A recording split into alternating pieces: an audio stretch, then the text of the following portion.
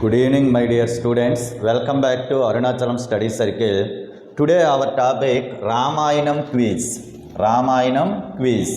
ఈ రోజు మనం ఈ టాపిక్లో 100 అబౌవ్ క్వశ్చన్స్కి ఆన్సర్స్ తెలుసుకుందాం.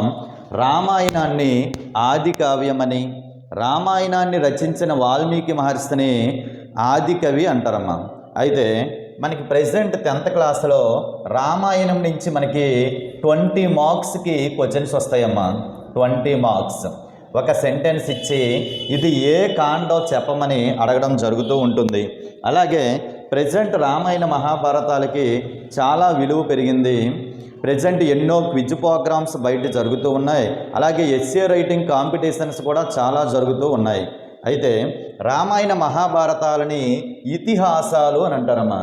ఇతిహాసము అంటే ఎలా జరిగింది అని అర్థం. ఓకే, అయితే ఫస్ట్ క్వశ్చన్, రామాయణ రచయిత ఆది కవి అని ఎవరని అంటారు అంటే వాల్మీకి మహర్షి. రామాయణ రచయిత మరియు ఆది కవి అని ఎవరిని పిలుస్తారంటే వాల్మీకి మహర్షి. రామాయణ గాథను వాల్మీకి మహర్షికి సంక్షిప్తంగా వివరించింది ఎవరు అని అడిగితే నారద మహర్షి. ఓకే, తమసా నది ఒడ్డునున్న వాల్మీకి మహర్షి ఆశ్రమానికి ఒకరోజు నారద మహర్షి వెళ్ళి రామాయణాన్ని షార్ట్కట్లో చెప్పడం జరుగుతుంది. ఆ తర్వాత నుంచే వాల్మీకి మహర్షికి రామాయణం పైన మంచి ఆసక్తి కలుగుతుందన్నమాట. తర్వాత థర్డ్ క్వశ్చన్, రామాయణం ఏ ఛందస్సులో రాయబడింది? రామాయణం అనేది అనుష్ఠప్ ఛందస్సులో రాయబడింది. ఏ ఛందస్సులో రాయబడిందమ్మా? అనుష్ఠప్ ఛందస్సు. రామాయణం ఏ ఛందస్సులో రాయబడింది అని అడిగితే అనుష్ఠప్ ఛందస్సు. తర్వాత కోసల దేశ రాజధాని ఏది అంటే అయోధ్య నగరం. సూర్యవంశ రాజులు పరిపాలించిన దేశం కోసల దేశం. ఈ కోసల దేశానికి రాజధాని అయోధ్య నగరం. అయోధ్య అంటే యోధులకు సైతం జయించడానికి శక్యం కానిది అని అర్థం.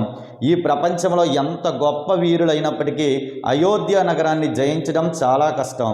అంత శత్రు దుర్భేద్యంగా అయోధ్య నగరాన్ని కట్టడం జరిగింది. ఓకే, అయితే అయోధ్య యోధులకు సైతం జయించడానికి శక్యం కానిది. ఇలా కానిది లేనిది అనేది ఒక పదం చివరొస్తే అది నై తత్పురుష సమాసానికి ఉదాహరణమ్మ. అసత్యం సత్యం కానిది, అన్యాయం న్యాయం కానిది, ఓకే, అధర్మం ధర్మం కానిది, ఇలాంటివన్నీ కూడా నై తత్పురుష సమాసానికి ఉదాహరణ. తర్వాత కోసల దేశం అయోధ్య నగరం ఏ నదీ తీరంలో ఉంది అంటే సరయూ నదీ తీరంలో ఉంది. కోసల దేశము లేదా అయోధ్య నగరం అనేది ఏ నదీ తీరంలో ఉంది అని అడిగితే ఎక్కడమ్మా? సరయూ నదీ తీరంలో ఉందన్నమాట.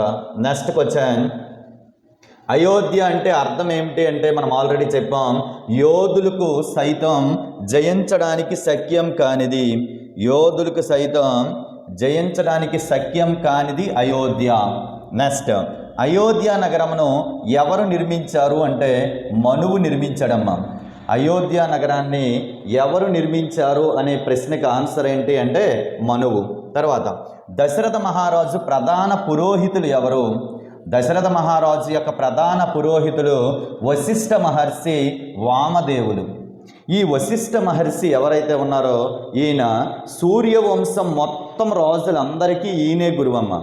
ఎన్నో తరతరాలుగా సూర్యవంశ రాజులని ధర్మం తప్పకుండా న్యాయం తప్పకుండా చక్కగా ప్రజల్ని పరిపాలించే విధంగా సరిదిద్దిన గురువు ఎవరంటే వశిష్ఠ మహర్షి. తర్వాత క్వశ్చన్, దశరథ మహారాజు మంత్రి మరియు సారథి ఎవరు? దశరథ మహారాజుకుండే మంత్రుల్లో అత్యంత తెలివితేటలు మరియు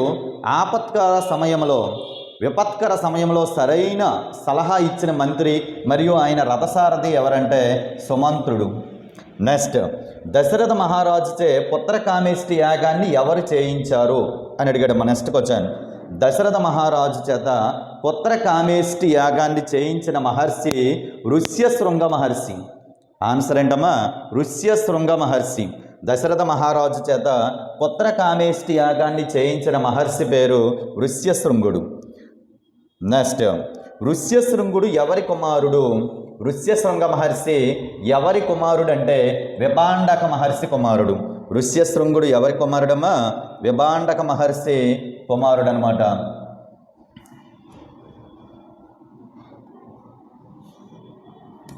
ఓకే, ఋష్యశృంగుడు మనకి విభాండక మహర్షి కుమారుడు. నెక్స్ట్, దశరథ మహారాజు భార్యల పేర్లు కౌసల్య, సుమిత్ర, కైకేయి. దశరథ మహారాజు యొక్క భార్య పేర్లు ఏంటంటే కౌసల్య, సుమిత్ర, కైకేయి. శ్రీరాముడు కౌసల్యకు ఎప్పుడు జన్మించాడు? Next question. శ్రీరాముడు కౌసల్యకి చైత్ర శుద్ధ నవమి నాడు జన్మించాడమ్మా. చైత్ర శుద్ధ నవమి నాడు. ఓకే, ఆ రోజునే మనం ప్రతి సంవత్సరం శ్రీరామనవమి జరుపుకుంటాం, చైత్ర శుద్ధ నవమి నాడు. ఓకే, నెక్స్ట్, ఎవరైతే 9th నుంచి ప్రజెంట్ 10th క్లాస్కి వస్తున్నారో వాళ్ళకి ఈ టాపిక్ చాలా ఉపయోగపడుతుందమ్మా. మినిమం నాలెడ్జ్ ఎవరేంటి అనేది తెలుసుకుంటే రామాయణంలో ఏ క్వశ్చన్స్ ఇచ్చినా చక్కగా ఆన్సర్ చేయొచ్చు. తర్వాత క్వశ్చన్, విశ్వామిత్రుని ఆశ్రమం పేరేంటి?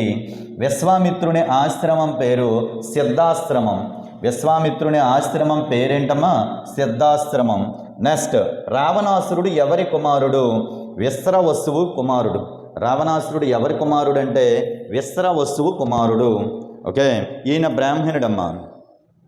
ఓకే, రావణుడి తండ్రి పేరు విశ్రవసువు, తల్లి పేరు కైకసి, ఈమె రాక్షసి. ఓకే, తల్లి ద్వారా రాక్షస లక్షణాలను, తండ్రి ద్వారా బ్రాహ్మణ లక్షణాలను రెండింటినీ పుణికి పుచ్చుకున్నవాడు రావణాసురుడు. అందుకే ఆయన్ని రావణ బ్రహ్మ అని అంటారు. ఓకే, నెక్స్ట్, విశ్వామిత్ర యజ్ఞానికి విఘ్నాలు ఎవరు కలిగించారు? విశ్వామిత్ర మహర్షిని యాగం చేయనివ్వకుండా, లోక కళ్యాణార్థం యాగం చేయనివ్వకుండా అడ్డుకున్న రాక్షసులు ఎవరు అంటే మారీచ సుబాహులు. ఎవరమ్మా? మారీచ సుబాహులు. నెక్స్ట్ క్వశ్చన్, రామలక్ష్మణులకి బల అతిబల విద్యలను ఎవరు ఉపదేశించారు అని అడిగాడమ్మా. నెక్స్ట్ క్వశ్చన్, రామలక్ష్మణులకి బల అతిబల విద్యలను ఎవరు ఉపదేశించారు అంటే విశ్వామిత్ర మహర్షి. విశ్వామిత్రుడు రామలక్ష్మణులకి బల అతిబల విద్యల్ని ఉపదేశించడం జరిగింది. ఈ బల అతిబల విద్యలను నేర్చుకోవడం ద్వారా రామలక్ష్మణులకి ఆకలి బాధలు కానీ, శరీరం అలిసిపోవడం కానీ ఇలాంటివి ఏమీ ఉండవమ్మా. ఎంత నేర్చుకున్నా, ఎంత యుద్ధం చేసినా వాళ్ళకి ఈ శరీరానికి ఎటువంటి అలుపు రాకుండా ఉంటుంది ఈ బల అతిబల విద్యలు నేర్చుకోవడం ద్వారా. నెక్స్ట్, మలద, కరూస్ అనే జనపదాలని విధ్వంసం చేసిన యక్షిని ఎవరు అని అడిగాడు. మలద మరియు కరూస అనే జనపదాలని విధ్వంసం చేసిన యక్షిని ఎవరు అంటే తాటక. ఓకే, మలద, కరూస లాంటి జనపదాలు అంటే మనుషులు నివసించే ప్రాంతాలు అని అర్థం. జనులు నివసించే ప్రాంతాలు కాబట్టి వాటిని జనపదాలు అన్నారు. రైట్. నెక్స్ట్ క్వశ్చన్, శ్రీరాముడు ఏ అస్త్రమును మారీచుడిపైకి ప్రయోగించాడు? శ్రీరాముడు మారీచుడిపైకి సీతేసు అనే అస్త్రాన్ని ప్రయోగించాడమ్మా. ఈ అస్త్రం యొక్క శక్తి వలన మారీచుడు దూరంగా ఎగిరిపోయి సముద్రంలో పడతాడు. ఓకే, ఆ అస్త్ర బాధని కొన్ని సంవత్సరాల పాటు అనుభవిస్తాడు ఈయన. తర్వాత శ్రీరాముడు ఏ అస్త్రమును ఉపయోగించి సుబాహుడిని చంపాడు, లేదా శ్రీరాముడు ఏ అస్త్రమును సుబాహుని పైకి ప్రయోగించాడు అంటే ఆగ్నేయాస్త్రం. మారీచుడి పైకైతే సీతేశువు, సుబాహుని పైకైతే ఆగ్నేయాస్త్రాన్ని ప్రయోగించడం జరిగింది. తర్వాత నెక్స్ట్ క్వశ్చన్, జనక మహారాజు ఏ నగరానికి రాజు? జనక మహారాజు పరిపాలించిన నగరం మిథిలా నగరం. అందుకే జనక మహారాజు కూతురైన సీతాదేవిని మైథిలి అని కూడా అంటారు. మిథిలా నగరపు యువరాణి కాబట్టి ఆమెను మైథిలి అని కూడా అంటారు. నెక్స్ట్, ఆకాశ గంగను భూమికి తీసుకువచ్చిన వారు ఎవరు అంటే భగీరథుడు. ఓకే, ఆకాశ గంగను భూమికి తీసుకొచ్చినది ఎవరు అంటే భగీరథుడు. ఓకే, సో ఒకప్పుడు దేవలోకంలో మాత్రమే ప్రవహించే గంగా నదిని అత్యంత శ్రమ కోర్చి భూమి మీదకి తీసుకొచ్చి భూమిని పతిత పావనం చేసినవాడు భగీరథుడు. ఈయన సూర్యవంశపు రాజు, శ్రీరామచంద్రుడి పూర్వీకుడు. తన పూర్వీకులకి విముక్తి కలిగించడం కోసం ఆకాశగంగని భూమి మీదకి తీసుకొచ్చడమా. ఇతను చేసే ప్రయత్నం ఇంతవరకు ఎవరూ అంత కఠినమైన ప్రయత్నం చేయలేదు కాబట్టి ఈయన ప్రయత్నాన్ని భగీరథ ప్రయత్నం అనే జాతీయంగా స్థిరపడింది.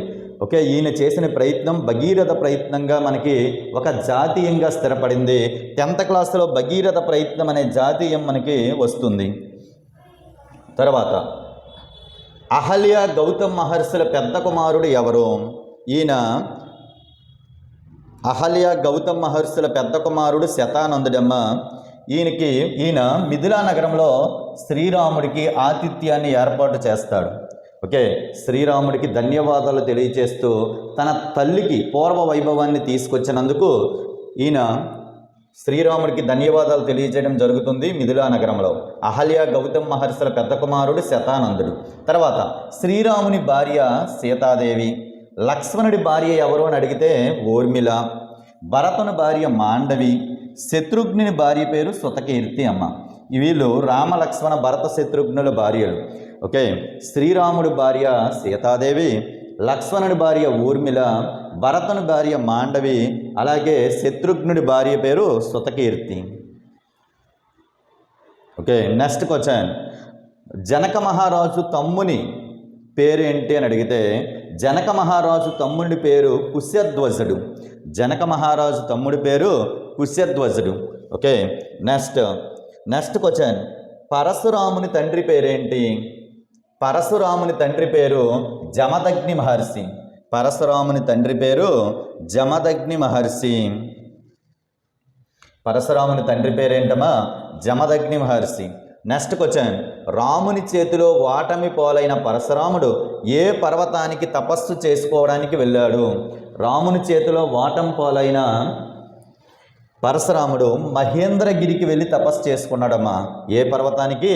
మహేంద్రగిరికి వెళ్ళి తపస్సు చేయడం జరిగింది. Next question. కైకేయి అరణపు దాసి ఎవరు? కైకేయి అరణపు దాసి మందర. అరణపు దాసి అంటే ఈమె దశరథ మహారాజుని పెళ్లి చేసుకున్నప్పుడు ఆమె కట్న కానుకలతో పాటు చెలికత్తిగా ఈమె కూడా అయోధ్య నగరం రావడం జరిగింది. ఆమె పేరు మందర. తర్వాత శృంగిబేరీపురానికి రాజు ఎవరు? శృంగిబేరీపురానికి రాజు గృహుడు. శృంగిబేరీపురానికి రాజు ఎవరమ్మా? గృహుడు. Next question. అరణ్యవాసంలో సీతారామ లక్ష్మణులు మొదట ఏ మహర్షి ఆశ్రమానికి చేరుకున్నారు అంటే భరద్వాజ ఆశ్రమం. భరద్వాజ మహర్షి ఆశ్రమానికి చేరుకున్నారు. ఓకే, అరణ్యవాసంలో సీతారామ లక్ష్మణులు మొట్టమొదటిసారిగా చేరుకున్న ఆశ్రమం ఎవరిది అంటే భరద్వాజ మహర్షి. ఈ భరద్వాజ మహర్షి ఎవరో కాదమ్మా, ద్రోణాచార్యుని తండ్రి. అలాగే భరద్వాజ మహర్షి వాల్మీకి మహర్షి యొక్క ప్రియ శిష్యుడు కూడా. భరద్వాజ మహర్షి వాల్మీకి మహర్షి యొక్క ప్రియ శిష్యుడు కూడా. Next question. శ్రీరామునికి నాస్తికవాదంతో ఒప్పించ చూసిన దశరథుని పురోహితుడు ఎవరు? శ్రీరాముడిని నాస్తికవాదంతో ఒప్పింప చూసిన దశరథ మహారాజు యొక్క పురోహితుడు ఎవరు అంటే జాబాలి. ఏం పేరమ్మా? జాబాలి. ఇంతకీ నాస్తికవాదంతో ఒప్పించడం ఏంటి సార్ అంటే తండ్రి మాటకి విలువిచ్చి శ్రీరాముడు 14 సంవత్సరాలు అరణ్యవాసానికి వెళ్ళిపోయాడు. ఆ తర్వాత భరతుడు చతురంగ బలాలని వెంటబెట్టుకొని రాముడిని ఒప్పించి మరలా తీసుకురావడానికి ప్రయత్నం చేయడానికి వెళ్ళాడు. ఎవరు ఎంత చెప్పినా ఈ తండ్రికి ఇచ్చిన మాట కోసం 14 సంవత్సరాలు వనవాసం చేసే నేను తిరిగి వస్తాను తప్ప అప్పటికి వరకు రానని చెప్పడం జరిగింది. అయితే ఆ టైంలో ఈ జాబాలి అనే దశరథ మహారాజు యొక్క మంత్రి పురోహితుడు ఏం చెప్పారంటే తండ్రే చనిపోయాక తండ్రికి ఇచ్చిన మాట ఇంకేం నిలబడుతుంది, అప్పటికే అది అయిపోయి ఉంటుంది. కాబట్టి నీ తండ్రి లేడు కాబట్టి నువ్వు వచ్చి రాజ్యాన్ని పరిపాలించు అని చెప్పి ఈయన్ని ఒప్పించడానికి, శ్రీరాముడిని ఒప్పించడానికి శతవిధాలా ప్రయత్నించినప్పటికీ మనిషి చనిపోయినా అతను ఇచ్చిన మాట మాత్రం ఖచ్చితంగా నిలబడాలి, నా తండ్రికి అగౌరవం చేకూరేలా నేను ఎప్పటికీ చేయలేనని చెప్పి శ్రీరాముడు 14 సంవత్సరాలు కఠినమైన వనవాసానికే సిద్ధపడ్డాడు. Next question. అత్రి మహర్షి భార్య ఎవరు? అత్రి మహర్షి భార్య పేరు అనసూయాదేవి. అత్రి మహర్షి భార్య పేరు అనసూయాదేవి. ఈమె సీతాదేవికి పతివ్రత ధర్మాలని బోధించడం జరిగిందమ్మా. నెక్స్ట్. సీతారామ లక్ష్మణులు అరణ్యవాసం ఎక్కడ చేశారు అని అడిగాడు. సీతారామ లక్ష్మణులు అరణ్యవాసాన్ని దండకారణ్యంలో చేశారు. నెక్స్ట్. దండకారణ్యంలో రామలక్ష్మణులపై దాడి చేసిన రాక్షసుడు ఎవరు అంటే విరాధుడు. దండకారణ్యంలో రామలక్ష్మణులపై దాడి చేసిన రాక్షసుడు ఎవరు అంటే విరాధుడు. Next question. శ్రీరాముడికి తన తపఃఫలాన్నంతా దారపోసిన మహర్షి ఎవరు అని అడిగాడు. ఓకే, శ్రీరాముడికి తన తపశ్శక్తినంతా దారపోసిన మహర్షి పేరు శరభంగ మహర్షి. ఏ మహర్షమా? శరభంగ మహర్షి. నెక్స్ట్, వింధ్య పర్వత గర్వాన్ని అణిచిన మహర్షి ఎవరు అంటే అగస్త్యుడు లేదా అగస్త్య మహర్షి. ఈయన పొట్టివాడే కానీ చాలా గట్టి మహర్షమ్మ. పరమశివుడి యొక్క ప్రియ శిష్యుడు అగస్త్య మహర్షి. ఓకే, ఈయన సాధించిన విజయాలు అద్భుతం. వింధ్య సాత్పుర పర్వతం రామాయణ కాలం నాటి ఆ కాలంలో పర్వతాలు మనుష్య రూపంలో తిరుగుతూ ఉండేవట. సో ఆ టైంలో వింధ్య పర్వత గర్వాన్ని అణిచిన మహర్షి ఎవరంటే అగస్త్యుడు.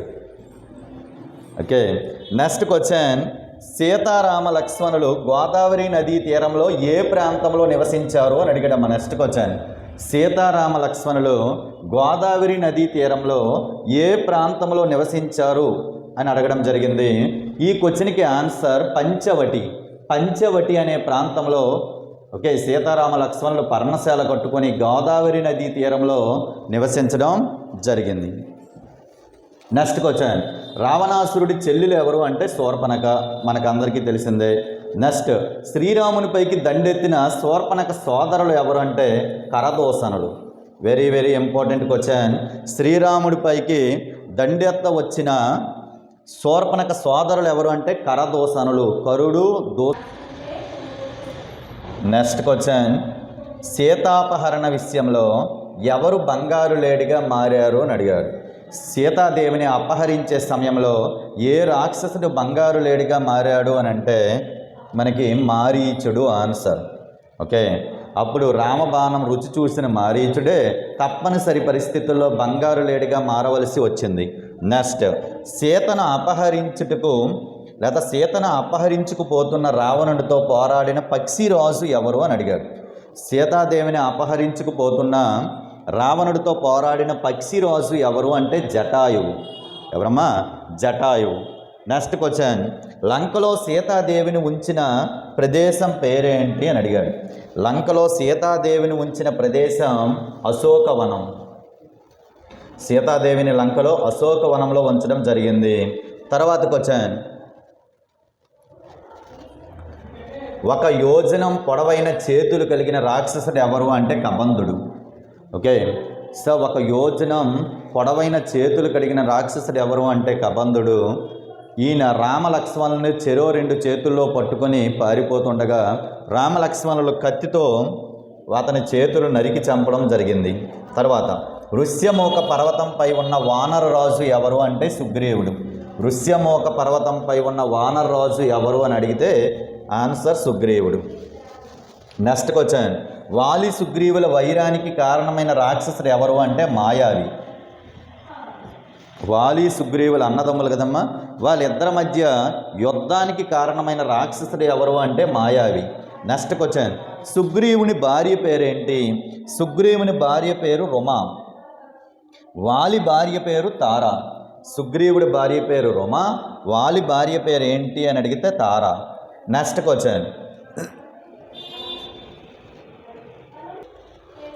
క్వశ్చన్, ఎవరి శాపం కారణంగా వాలి ఋష్యమూక పర్వతంపై కాలు పెట్టలేడు? ఏ మహర్షి యొక్క శాపం కారణంగా వాలి ఋష్యమూక పర్వతం పైన కాలు పెట్టలేదు అంటే మతంగముని కారణంగా. మతంగముని శాపం కారణంగా వాలి ఋష్యమూక పర్వతం పైన కాలు పెట్టలేడు అనమాట, ఈ మహర్షి ఇచ్చిన శాపం వలన.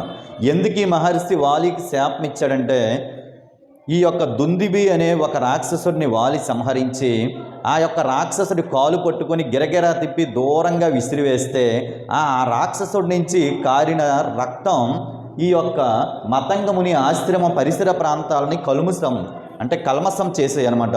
దాంతో మతంగ మహర్షికి కోపం వచ్చి ఋష్యమూక పర్వతం పైన నువ్వు కాలు పెడితే మరణిస్తావు, నీ తల 1000 ముక్కలై మరణిస్తావని శాపం పెట్టడం జరిగింది. ఎందుకు ఆ పర్వతం మీదే అంటే మతంగముని ఆశ్రమం ఋష్యమూక పర్వతం పైనే ఉంది. నెక్స్ట్, వాలి కుమారుడు వానర సైన్యాధ్యక్షుడు ఎవరు? వాలి కుమారుడు మరియు వానర సైన్యానికి సైన్యాధ్యక్షుడు కూడా ఈయనే. ఎవరు అంటే అంగదుడు. ఈయనే వానర సేనకు యువరాజు కూడా.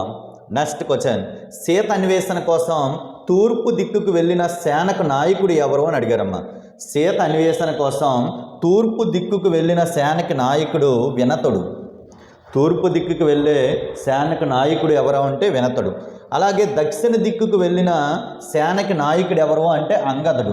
అంగదుడి నాయకత్వంలో జాంబవంతుడు, హనుమంతుడు, నలుడు, నీలుడు లాంటి వానర ప్రముఖులంతా దక్షిణ దిక్కుకి సీతాదేవిని వెతుకుతూ వెళ్ళడం జరిగింది. అలాగే నెక్స్ట్ క్వశ్చన్, పడమర దిక్కుకు సీతాదేవిని వెతుకుతూ వెళ్ళే సేనకి నాయకుడు సుసేనుడు. అలాగే ఉత్తర దిక్కుకు సీతాదేవిని వెతుకుతూ వెళ్ళే సేనకి నాయకుడు శతబలి. ఓకే, తర్వాత క్వశ్చన్ చూడండి అమ్మ. జటాయువు సోదరుడు పేరేంటి? జటాయువు సోదరుడి పేరు సంపాతి. జటాయువు సోదరుడి పేరేంటమ్మా? సంపాతి. తర్వాత హనుమంతుణ్ణి పరీక్షించడానికి వచ్చిన నాగమాత ఎవరు అని అడిగారు. హనుమంతుణ్ణి పరీక్షించడానికి వచ్చిన నాగమాత పేరు సురస. హనుమంతుణ్ణి పరీక్షించడానికి వచ్చిన నాగమాత పేరేంటమ్మా అంటే సురస. నెక్స్ట్ క్వశ్చన్, హనుమంతునికి విశ్రాంతి కల్పించడానికి వచ్చిన సముద్రంలోని పర్వత శిఖరం ఎవరు అంటే మైనాకుడు. రామకార్యం కోసం సముద్ర లంఘనం చేస్తున్న హనుమంతుడికి ఆయాసం కలగకుండా ఉండడం కోసం మైనాకుడు సముద్రం నుంచి పైకొచ్చి హనుమంతుడికి ఆతిథ్యం కల్పించడానికి ప్రయత్నించాడు. కానీ హనుమంతుడు ఆ ఆతిథ్యాన్ని సున్నితంగా తిరస్కరించాడనమాట. నెక్స్ట్ క్వశ్చన్, హనుమంతుడిని మింగాలని చూసిన రాక్షసి ఎవరు అంటే సింహిక. హనుమంతుడిని మింగాలని చూసిన రాక్షసి ఎవరు అంటే సింహిక. ఈమె ఇంద్రజిత్తు ఆధీనంలో పనిచేసే ఒక రాక్షసి, చాలా శక్తివంతమైన రాక్షసి. తర్వాత లంకా నగరం ఏ పర్వతం పైన ఉంది అంటే త్రికోట పర్వతం. లంకా నగరం ఏ పర్వతం పైన ఉంది అంటే ఏ పర్వతం అమ్మా? త్రికోట పర్వతం.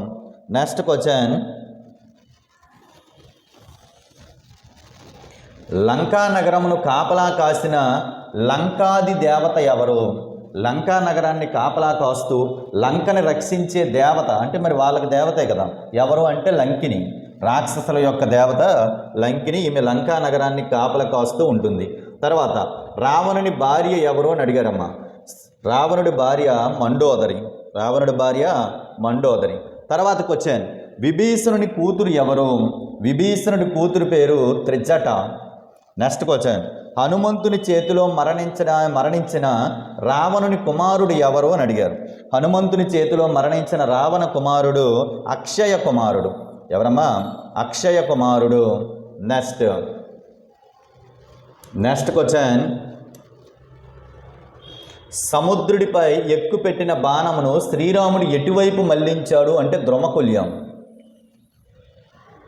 3 రాత్రులు 3 పగళ్ళు సముద్రుడి కోసం తపస్సు చేయడం జరిగిందమ్మా శ్రీరామచంద్రుడు లంకా నగరానికి దారి ఇవ్వమని. కానీ సముద్రుడు గర్వం చూపించేసరికి శ్రీరాముడు తన విల్లుకి బ్రహ్మాస్త్రాన్ని ఎక్కుపెట్టడం జరిగింది. ఎప్పుడైతే బ్రహ్మాస్త్రం సముద్రం పైకి ఎక్కుపెట్టడం జరిగిందో సముద్రుడు మనుష్యుడి రూపంలో ప్రత్యక్షమై, ఓకే, నేను నా సహజ స్వభావంతో మీకు దారి ఇవ్వలేను, నా పైన రాళ్ళు వేస్తే తేలిపోయేలా చేసి వారధి కట్టడానికి అనుకూలమైన పరిస్థితులనైతే కల్పించగలనని చెప్పడం జరిగింది. మరి ఎక్కుపెట్టిన బాణాన్ని తిరిగి అమ్ములు పొదిలో పెట్టే గుణం అనేది శ్రీరామచంద్రుడికి లేదు. ఎక్కుపెట్టిన బాణం ఖచ్చితంగా ప్రయోగించాల్సిందే. మరి ఎక్కుపెట్టిన బ్రహ్మాస్త్రానికి దారి చూపించమని శ్రీరాముడు సముద్రుడిని కోరగా సముద్రుడు భూతాలు, ప్రేతాలు, పిశాచాలు, మిగతా జంతువుల్ని పీక్కు తినే ప్రదేశమైన ద్రోమకుల్యం పైకి ప్రయోగించడం జరిగింది. ఏ జీవులైతే అట్టడుగు స్థాయిలో మాంసాహారులుగా మోక్షం కోసం తపిస్తున్నాయో ఆ ప్రాంతమైన ద్రోమకుల్యం పైకి బ్రహ్మాస్త్రాన్ని ప్రయోగించి ఆ జీవులన్నిటికీ ఆ బాధల నుంచి విముక్తి కలిగించడం జరిగింది. కాబట్టి బ్రహ్మాస్త్రాన్ని ప్రయోగించిన ప్రాంతం ద్రోమకుల్యం. తర్వాతకు వచ్చాను, సముద్రంపై సేతువుని ఎవరు నిర్మించారు అని అడిగాడు. సముద్రంపైకి సేతువుని నిర్మించింది విశ్వకర్మ కుమారుడైన నలుడు. ఇంతకీ విశ్వకర్మ ఎవరంటే దేవతా శిల్పి. ఓకే, దేవతల యొక్క గొప్ప గొప్ప నగరాలను కానీ బిల్డింగ్స్ కానీ అలాగే ఆయుధాలను కానీ తయారు చేసిన వాడు విశ్వకర్మ. ఈ విశ్వకర్మ కుమారుడే నలుడు. అలాగే మనకి పూరి జగన్నాథ స్వామి ఆలయంలో మొట్టమొదటి విగ్రహాలని కూడా చెక్కింది ఈ విశ్వకర్మ గారే. నెక్స్ట్ క్వశ్చన్, శత్రు సంహారానికి ఇంద్రజిత్తు చేసిన హోమం పేరేంటి? రావణుడు ఎంత భయంకరమైన వాడో, రావణుడు ఎంత శక్తివంతుడో అంతకంటే భయంకరమైన వాడు శక్తివంతుడు ఎవరంటే ఇంద్రజిత్. ఈ ఇంద్రజిత్తు పెద్ద పెద్ద యుద్ధం చేయడానికి వెళ్ళేటప్పుడు ముందుగానే ఒక హోమం చేయడం జరుగుతుందమ్మా. అదే నికుంభిల అభిచార హోమం. ఈ హోమం పేరేంటంటే నికుంభిల అభిచార హోమం. ఈ హోమాన్ని పూర్తి చేస్తే అపజయం అనేది కలగదని నమ్మకం. నెక్స్ట్ క్వశ్చన్, లక్ష్మణుడు ఏ అస్త్రంతో ఇంద్రజిత్తుని చంపాడు? లక్ష్మణుడు ఏ అస్త్రంతో ఇంద్రజిత్తుని చంపాడు అంటే ఐంద్రాస్త్రం. ఓకే, ఐంద్రాస్త్రమును ప్రయోగించి లక్ష్మణుడు ఇంద్రజిత్తుని చంపడం జరిగింది, ఐంద్రాస్త్రం. నెక్స్ట్ క్వశ్చన్, ఇంద్రుని రథసారథి ఎవరు? ఇంద్రుని రథసారథి పేరు మాతాలి. ఇంద్రుని రథసారథి పేరు మాతాలి. నెక్స్ట్ క్వశ్చన్, శ్రీరామునికి ఆదిత్య హృదయం అను మంత్రాన్ని ఎవరు ఉపదేశించారు అంటే అగస్త్య మహర్షి. యుద్ధకాండలో రావణుడితో తీవ్రంగా యుద్ధం చేస్తున్న సమయంలో అగస్త్య మహర్షి యుద్ధ భూమికి వచ్చి శ్రీరాముడికి ఆదిత్య హృదయాన్ని ఉపదేశించడం జరిగింది. ఓకే, నెక్స్ట్ క్వశ్చన్, శ్రీరాముడు ఏ అస్త్రంతో రావణుని వధించాడు అంటే బ్రహ్మాస్త్రం. శ్రీరాముడు ఏ అస్త్రంతో రావణాసురుడిని వధించాడు అంటే బ్రహ్మాస్త్రంతో వధించడం జరిగింది. తర్వాత శ్రీమద్ రామాయణంలో మొత్తం ఎన్ని వేల శ్లోకాలు ఉన్నాయి అంటే 24,000 శ్లోకాలు ఉన్నాయి. రామాయణంలో ఉండే మొత్తం శ్లోకాల సంఖ్య 24,000. నెక్స్ట్ క్వశ్చన్, శ్రీమద్ రామాయణంను గానం చేస్తూ మొదట ప్రచారం చేసిన వారు ఎవరు అని అడిగాడు. శ్రీమద్ రామాయణాన్ని మొదట ప్రచారం చేసింది లవకుశులు. నెక్స్ట్ క్వశ్చన్, బ్రహ్మదేవుని ఆవలింత నుండి ఎవరు పుట్టారు అంటే జాంబవంతుడు. బ్రహ్మదేవుడు ఆవలించడం వలన ఎవరు పుట్టారు అంటే జాంబవంతుడు జన్మించడం జరిగింది. తర్వాత వాలి ఎవరి అంశతో జన్మించాడు అంటే దేవేంద్రుని అంశతో జన్మించాడు. తర్వాతకు వచ్చాను, రామ లక్ష్మణ భరత శత్రుఘ్నులు వీళ్ళ నలుగురిలో ఎవరు కవల పిల్లలు అని అడిగారమ్మ. రామ లక్ష్మణ భరత శత్రుఘ్నుల్లో లక్ష్మణుడు శత్రుఘ్నుడు కవల పిల్లలు. నెక్స్ట్కి వచ్చాను, విశ్వామిత్రుడు వచ్చే నాటికి శ్రీరాముడు వయసు ఎంత అంటే 12 సంవత్సరాలు. యాగ సంరక్షణార్థం శ్రీరాముడిని తీసుకువెళ్ళడానికి వచ్చాడు కదమ్మా విశ్వామిత్రుడు. ఆ సమయానికి శ్రీరాముడి వయసు 12 సంవత్సరాలు. విశ్వామిత్రుని ఆశ్రమం పేరు సిద్ధాశ్రమం. నెక్స్ట్కి వచ్చాను, తాటకి భర్త పేరేంటి అంటే సుందుడు. తాటకి భర్త పేరు సుందుడు. నెక్స్ట్కి వచ్చాను, తాటకును శపించిన మహర్షి ఎవరు అంటే అగస్త్యుడు. నెక్స్ట్కి వచ్చాను, గంగానదికి గల మరి ఒక పేరేంటి అంటే జాహ్నవి. నెక్స్ట్కి వచ్చాను, శివధనస్సును తయారు చేసింది ఎవరు అంటే దేవతా శిల్పి విశ్వకర్మ. నెక్స్ట్కి వచ్చాను, భరతుని మేనమామ పేరు యుధాజిత్, ఈంది గిరివజ్రపురం. భరతుని మేనమామ పేరు యుధాజిత్తు, గిరివజ్రపురం.